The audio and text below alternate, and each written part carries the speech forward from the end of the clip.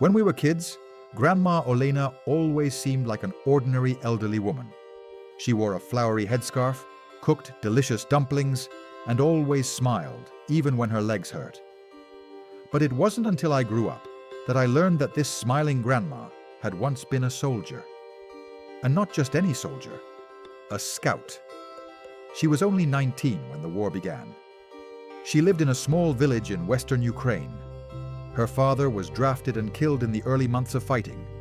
Her mother was left alone with 4 children, but Olena couldn't just stay behind. She volunteered. Not because she wanted to fight, but because she wanted revenge. For her father, for her neighbors, for her destroyed village. They didn't accept her right away. They told her she should stay home. But she proved she could shoot better than some of the men.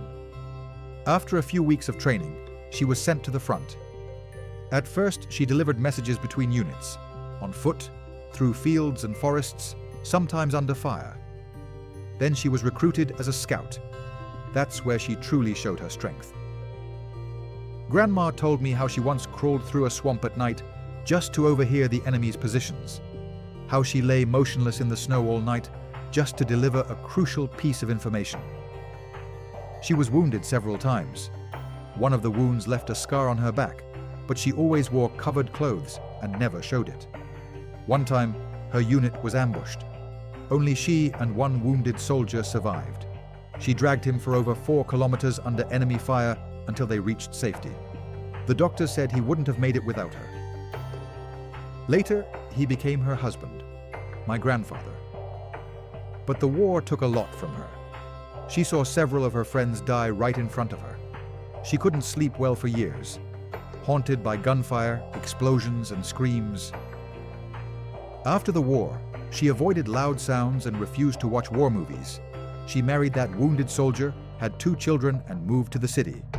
She became a history teacher, but she never told her students she had fought in the war.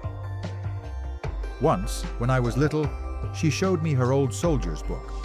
It had records, commendations, even a medal. I asked her, "Why don't you wear the medal on holidays?" She replied, "Because I didn't earn it for heroism. I earned it for surviving." That's not something to brag about. Only later in life did she start to talk more. We'd sit together in the kitchen in the evenings, and she'd speak softly, almost in a whisper, as if she didn't want those memories to wake up. She lived to be 92.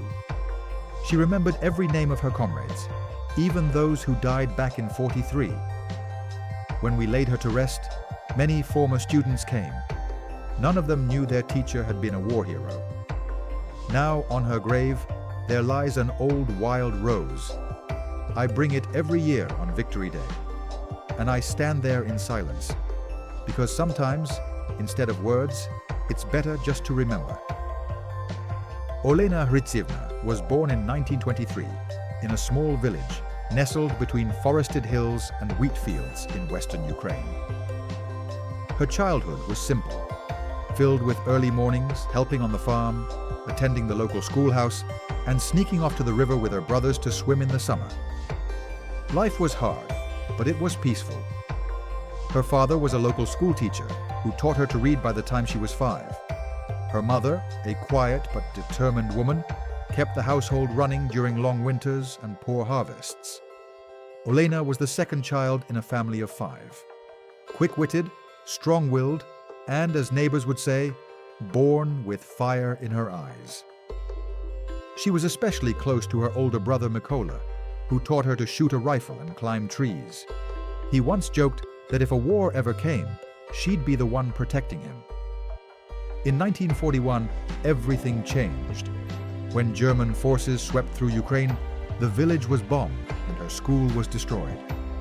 Her father was drafted and later reported missing in action.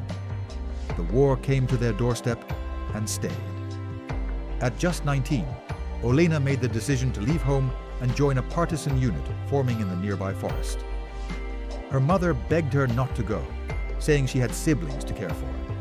But Olena looked her mother in the eye and said, "If I don't fight, who will protect them?" That moment would define the rest of her life. Her first months were brutal. No proper clothing, food, or shelter. She learned to survive in mud, snow, and silence.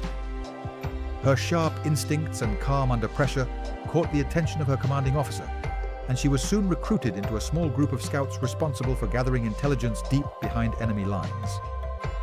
She never talked much about the things she had to do, but once, in a rare moment of openness, she told me